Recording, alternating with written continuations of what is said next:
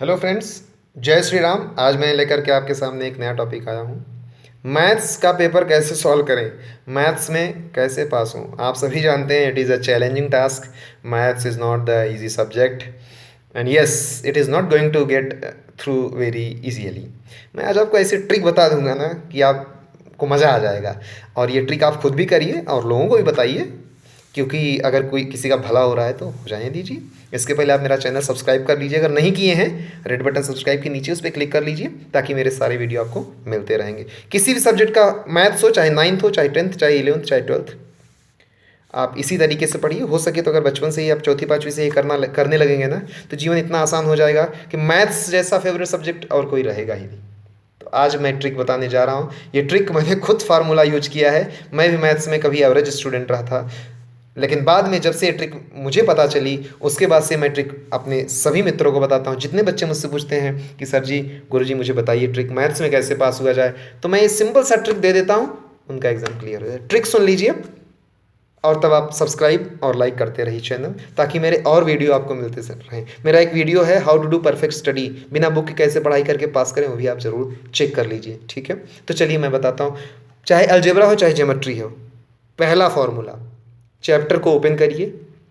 सबसे पहले इंडेक्स में देखिए, पहले पेज पे देखिए क्या है। थोड़ा समय दीजिए, 5 मिनट दीजिए, और 5 मिनट ही उस सब्जेक्ट के एंड में क्या दिया है वो देख लीजिए।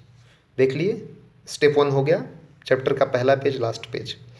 अब चलते हैं चैप्टर के दूसरे पेज पर, स्टेप 2। स्टेप 2 में क्या करना है आपको, जो सबसे पहले एग्जाम्पल सॉल्व है ना उसको पढ़ लीजिए आप। और एग्जाम्पल के पहले जो इंट्रोडक्शन है पहले पेज पे आपने पढ़ा, स्टेप 2 में आपको एग्जाम्पल्स पढ़ना है। मैथ्स पढ़ना, हाँ मैथ्स को पढ़ना है। पढ़ करके अपने दिमाग से, अपने लेवल से ये समझ लो कि किस लेवल पे आपको क्या ये समझ रहा है। Well and good. नहीं समझा तो डबल पढ़ लो। हो गया स्टेप 2। स्टेप 3, पढ़ने के तुरंत बाद आपको मित्रों लिखना है।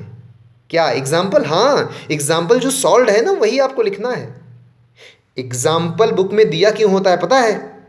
क्योंकि आप उस एग्जाम्पल के सहारे एक्सरसाइज में जा करके सारे क्वेश्चंस को सॉल्व करेंगे, और वही एक सहारा बनेगा आपको ग्रो करने का, आगे ले जाने का, पास करने का।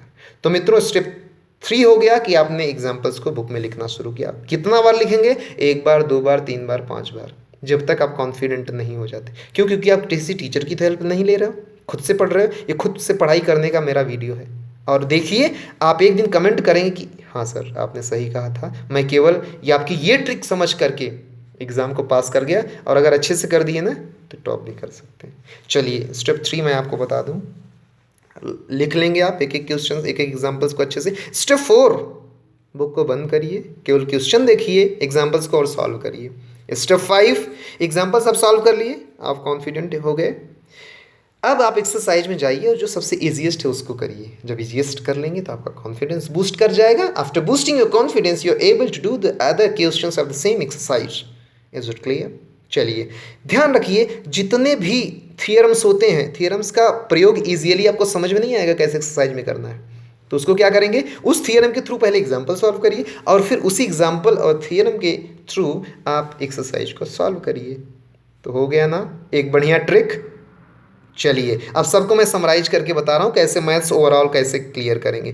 जितने चैप्टर हैं बुक में, 6 चैप्टर, 8 चैप्टर, 10 चैप्टर, 12 चैप्टर, सभी चैप्टर्स के आप एक्सरसाइज कर लीजिए। एक्सरसाइज के साथ साथ एग्जाम्पल्स को मत भूलिए। एग्जाम्पल्स ही आपकी एक्सरसाइज के बेस होते हैं। और विश्वास करिए, अगर आपने एग्जाम्पल्स अच्छे से कर लिया ना तो कोई फेल नहीं कर सकता। जितने क्वेश्चंस बनते हैं एग्जाम्पल के बेस पे ही बनते हैं। और एग्जाम्पल कर लेंगे तो एक्सरसाइज कर लेंगे, एक्सरसाइज कर लेंगे तो आपका मोरल बूस्ट हो जाएगा, आपका कॉन्फिडेंस बूस्ट हो जाएगा। और आप इस तरह से, यह एक प्रक्रिया है, this is an exercise you have to do on every day basis. If you do it confidently every day, but you need not to lose your hope. You have to be very positive with the hope and with your exercise what you are doing.